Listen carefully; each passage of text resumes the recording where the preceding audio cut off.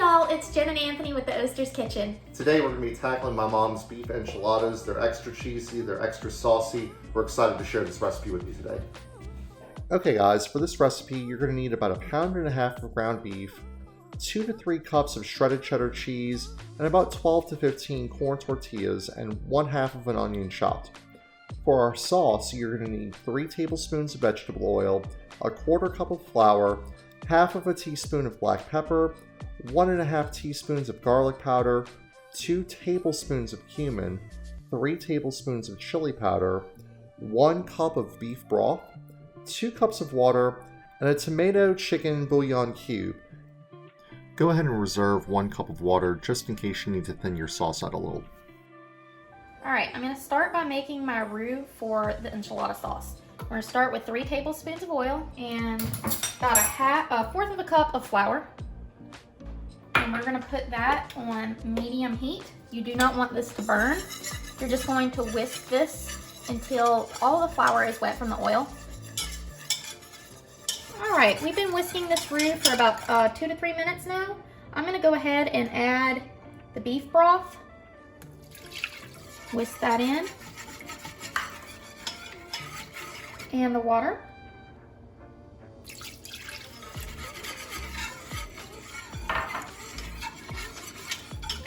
All of this will start to come together after it comes to a boil.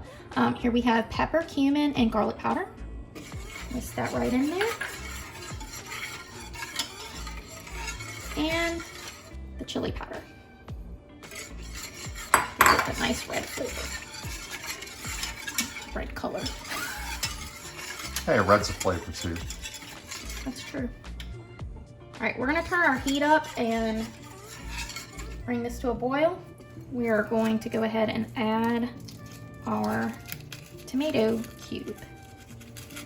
Just like that. And once it comes to a boil, it will start to dissolve. Okay, y'all. This has been simmering for a few minutes now, and the tomato cube has completely dissolved. I've been whisking it almost the whole time. It has started to thicken, as you can see. So now we're just going to put this aside on a burner and let it sit on low while we cook the rest of the food.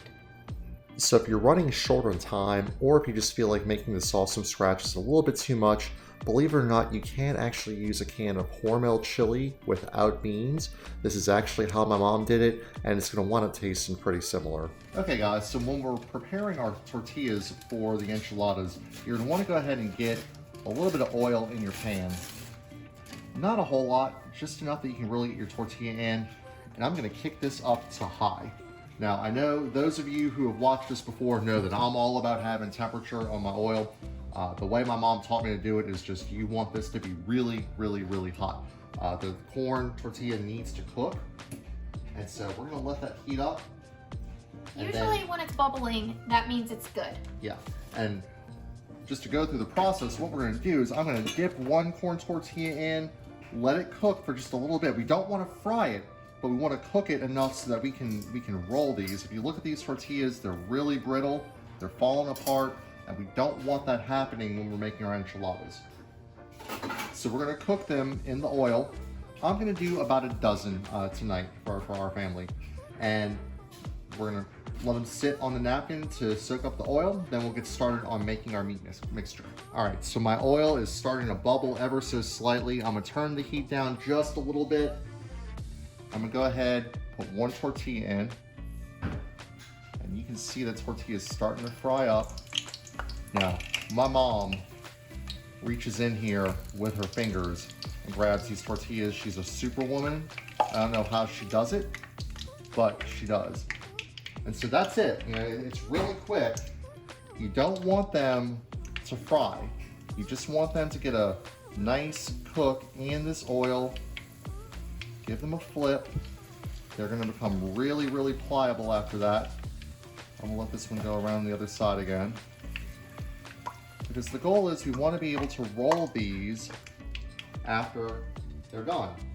Your oil is going to bubble up a little bit. Just keep an eye on that. I'm just going to keep doing this for my next couple of tortillas, and I'm going to cook actually about 14 of them because I know I'm going to lose some along the way. But our goal here is 12.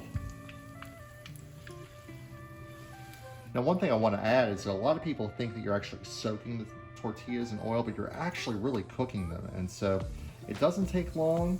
They start to fry up, but again, we're just not giving them a hard fry. We're just cooking it enough so that we can start rolling it. Otherwise, your tortillas are raw and they're not going to work good in our enchiladas.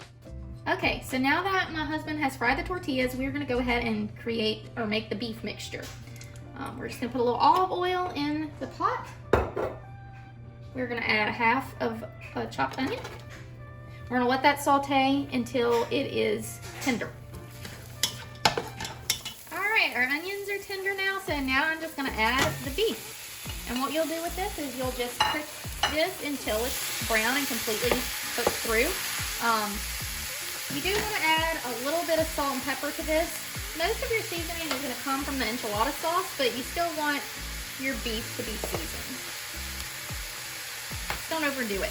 Hey guys, while my wife is browning the meat, I'm actually getting everything situated over here so that we can take our corn tortillas, we'll fill them with both the meat mixture and some of our cheese as we're getting ready to put everything together. While you're cooking your beef, also don't forget to give your enchilada sauce a stir every couple of minutes to make sure that it doesn't burn. Okay, this ground beef is completely brown, so we're going to turn it off the heat, let it cool for a few minutes, and we're going to go ahead and start the oven. We're going to put it on 350, and that way the oven will be completely preheated by the time we're done rolling our enchiladas. All right, we're going to start rolling our enchiladas. Take one of the corn tortillas. I'm going to put some ground beef in there. You don't want to fill it too tight or too much, because we're also going to put cheese and you want it to close. Okay, that should be enough. Just like that. You will have some that fall out. That's okay. Just like that. And go ahead and get a slotted type spoon so some of the oil will drain out when you put your meat mixture in. I think it's important to say too that we want to go ahead and put these seam side down when we're putting them in our pan. Oh yeah, the seam is down. They cook up nice and firm and we can pull them out without them pulling apart. Okay, I have about 6 rolled now, as you can see. They fit very nicely in this pan. I think this is about, what would you say, Anthony? Maybe, I think it's about a 9 by 13. 9 by 13 pan. And about a dozen enchiladas fit really good in a pan this size. And I don't know if I showed, but I did spray the pan first, just so they don't stick to the bottom. Okay, we're rolling up our last enchilada here.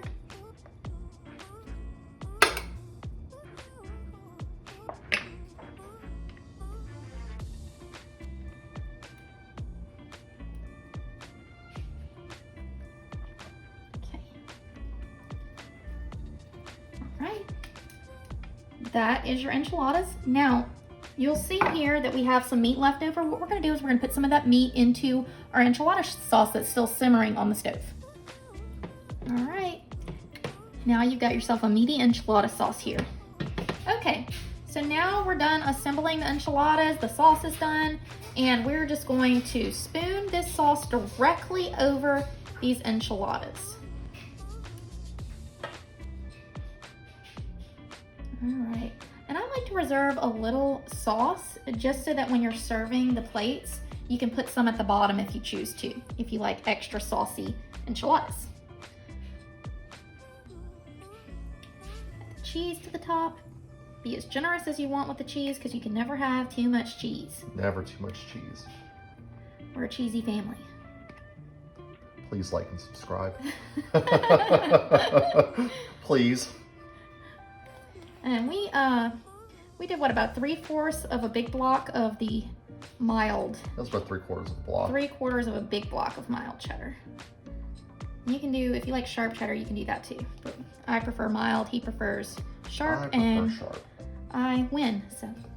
All right, this is the finished product right before we put it in the oven. So what you're gonna do is you're gonna bake these for about 10 minutes until all the cheese is melted. And what me and Anthony do while this is cooking is we do our rice and beans.